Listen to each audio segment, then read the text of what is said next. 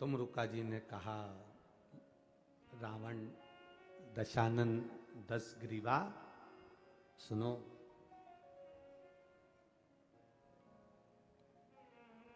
श्रावण का महीना हो, भूलवश में 2 हाथ में अगर गंगा जल हो, शिव को समर्पित हो,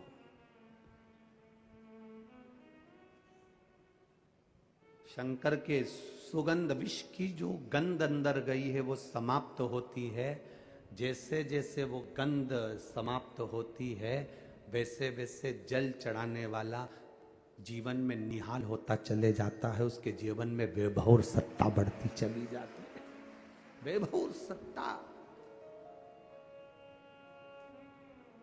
हंसते हैं लोग कावड़ यात्रियों को देखकर, हंसते हैं लोग कावड़ियाओं को देखकर।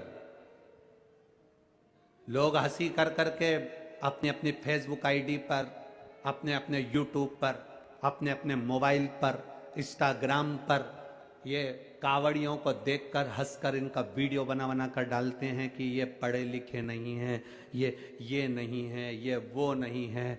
दुनिया के लोग, ताना देने वाले, अपशब्द कहने वाले कई तरह के लोग हैं जो सनातन धर्म पर उंगली उठाते रहते हैं 24 घंटे बैठकर।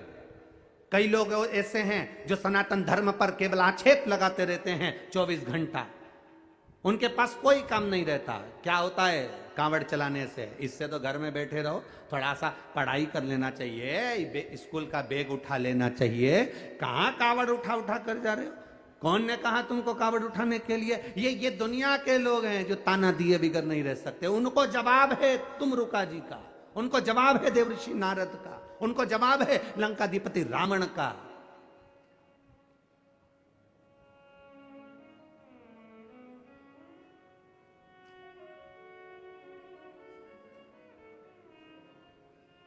कि कांवड़ चलने वाला व्यक्ति,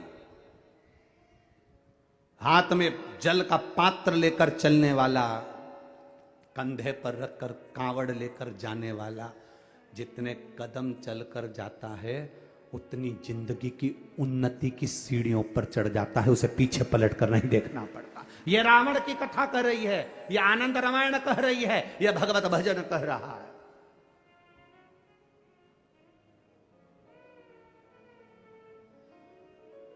हंसेंगे दुनिया के।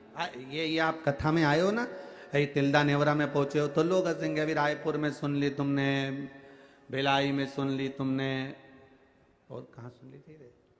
सुहेला सुन ली तुमने, भाटा पारा सुन ली तुमने।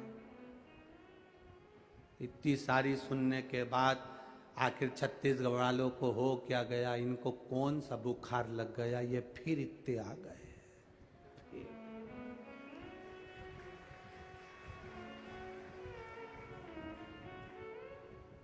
ये सब अपने घर से क्या फ्री हैं?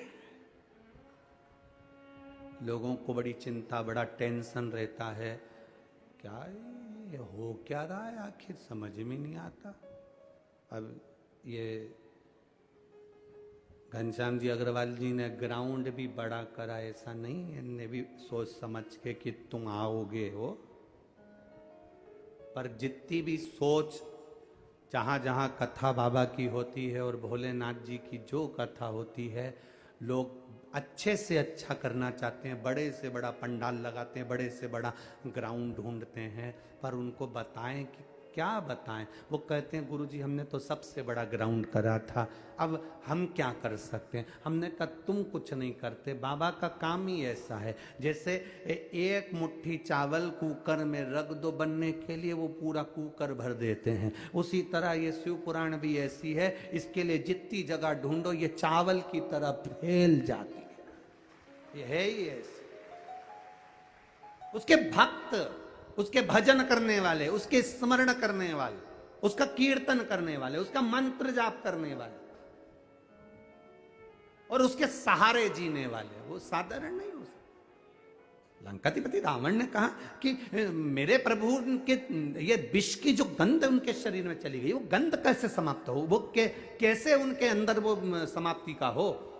तो कह दिया सावन का महीना हो, हाथ में गंगा जल भरा हो, रावण लंकेश दशानन 10 ग्रीवा जाकर शिव को चढ़ाया जाए, शंकर को। हाँ, शिव को चढ़ाया जाए।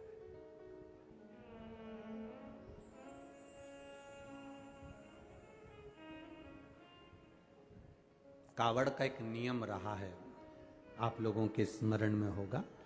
जितने भारत के भूमि के, इस विश्व के लोग, जितनी कथा कावड़ शिव महापुराण की कथा तिल्दा नेवरा में चल रही है, इसमें हम सुनेंगे कि कावड़ का नियम क्या होता है। कावड़ का जल किस जगह पर रख दिया जाए लाकर, थोड़ा सा, कि जीवन में कभी संपदा की कमी ना हो जिंदगी में। कावड़ का एक नियम होता है कि कावड़ को ये कंधे से ये कंधे पर रखना है तो सिर के ऊपर से कभी नहीं लिया जाता। कावड़ का एक नियम है। कावड़ को इस कंधे से इस कंधे पर लाना है तो सामने से लाया जाता है, पीछे से लाया जाता है, पर सिर पर से बार कर उसको वापिस नहीं लाते, सिर पर से बार कर। कावड़ का एक नियम होता है, जिस नारी का, जिस व्यक्ति की संतान नहीं होती है, उसको कावड़ यात्रा करने से पहले अपनी गोदी में धान चावल को भरना पड़ता है।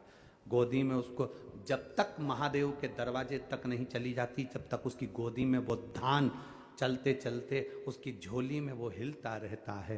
कावड़ का जल उसके कंधे पर रहता है, और जब वो कावड़, जिसकी औलाद नहीं, संतान नहीं, जब वो कावड़ का जल महादेव को चढ़ाती है तो पहले जल समर्पित करने के बाद फिर चावल के दाने बाबा के उस शिवलिंग पर समर्पित करती है कि बाबा मेरी गोदी में तू यहाँ तक लेकर आया है, ये गोदी खाली मत छोड़ना, मेरी गोदी भर देना, भले 25 साल हो गए। कावड़ यात्रा का नियम है, सिर पे से बार कर वापिस नहीं आती, सम्मुख से कावड़ निकल जाती। लंकाधिपति रावण को सुध पड़ी जब तुमरुका जी ने कहा जाओ लंकेश, अगर तुम चाहते हो कि शंकर के शरीर में गंध पहुंची है, उस विष की गंध को समाप्त करना है, तो तुम जाकर महादेव को जल अर्पित करो सावन के महीने में। उसी को हमारे यहां कावड़ कहा गया। अब विश्वास, भरोसा, दृढ़ता शिव के प्रति जागृत कर कर चलते हैं। जब शंकर के प्रति जब हमारी जागरूकता होती है, शिव के प्रति जब हमारा एक विश्वास दृढ़ होकर हम चलते हैं, तो शिव हमें क्यों ना मिलेगा, क्यों ना मिलेगा। महाराज, हम तो बाबा के भरोसे